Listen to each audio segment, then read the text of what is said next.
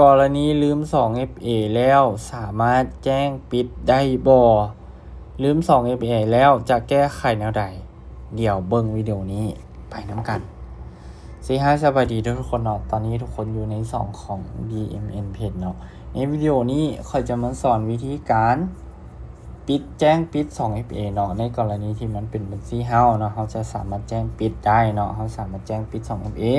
ในกรณีที่เฮาโทรศัพท์เฮาตกเสียหายหรือว่าเฮาลืม 2FA หลงลบแอป 2FA อย่างซี่เนาะทุกคนน่าจะมีประสบปัญหาตัวนี้เนาะในวิดีโอนี้เดี๋ยวสิมาเฮ็ดแล้วก็อธิบายให้ทุกคนเบิ่งนํกันเนาะซึ่งขั้นตอนทำมิดเนาะเฮาก็ล็อกเอาท์ออกจากระบบก่อนเนาะล็อกเอาท์ออกจากระบบแล้วก็ให้ทุกคนเข้าไปที่หน้าของ XR Trade เนาะ XR Trade แล้วก็เนี่ยเข้ามาที่หน้าทำอิทเลยเด้อเนาะหน้าล็อกอินทำอิทเลยนี่หน้าล็อกอินทำอิทแล้ววันนี้ให้เฮาทำการเลื่อนลงไปเนาะเลื่อนลงไปจนฮอดทางนุ่มเนาะเลื่อนลงมาอีกเนาะเลื่อนลงมาแล้วมันจะอยู่นี่เนาะทุกคนเนาะนี่ XR Trading Live Saving เนาะนี่มันก็จะมี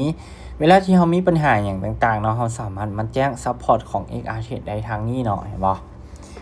เฮาก็สามารถมาแจ้งซัพพอร์ตจากทางXR Trade ได้เนาะนี่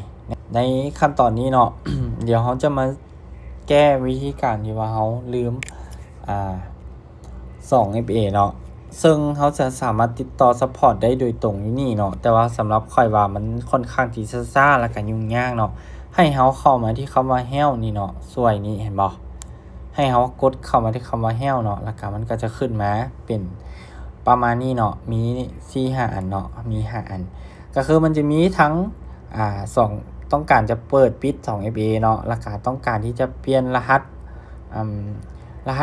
ธุรกรรมเนาะแล้วก็ต้องการที่จะมีปัญหาเกี่ยวกับการเติมเหรียญเนาะมีปัญหาเกี่ยวกับการถอนเหรียญเนาะแล้วก็ปัญหาอื่นๆเนี่ยเฮาก็สามารถแจ้งได้เนาะมันจะมี5บล็อกเนาะแต่ว่าในวิดีโอนี้เดี๋ยวเฮามาเบิ่งวิธีการแจ้งปิด 2FA นำกันเนาะให้เฮาป้อนเข้าไปเนาะวันนี้ก็ให้เฮาป้อนอีเมลเฮาเข้าไปเนาะให้เฮาป้อนอีเมลเฮาเข้าไปเดี๋ยวค่อยจะยกตัวอย่างเนาะนี่ป้อนอีเมลเฮาเข้าไปได้เลยนี่แล้วก็หลังจากป้อนเฮาก็กด continue เนาะแล้วก็มันก็จะมีขั้นตอนก็คือให้รหัสแล้วก็การล็อกอินมือสุดท้ายที่เฮาล็อกอินเนาะแล้วก็นี่ที่ให้เฮาทำการยืนยันตัวตนเนาะก็คือสแกนบัตรประจำตัวเนาะสแกนบัตรประจำตัวแล้วก็สแกนหน้าเนาะนี่สแกนหน้าอยู่นี่ตามวิดีโอนี้ได้เลยเนาะสำหรับวิดีโอนี้ใครเห็นว่ามีประโยชน์สามารถกดติดตามบันทึกแล้วก็กดไลค์กดแชร์วิดีโอนี้ออกไปให้ได้เนาะสำหรับวิดีโอนี้ขอบใจทุกคนหลายๆที่รับชม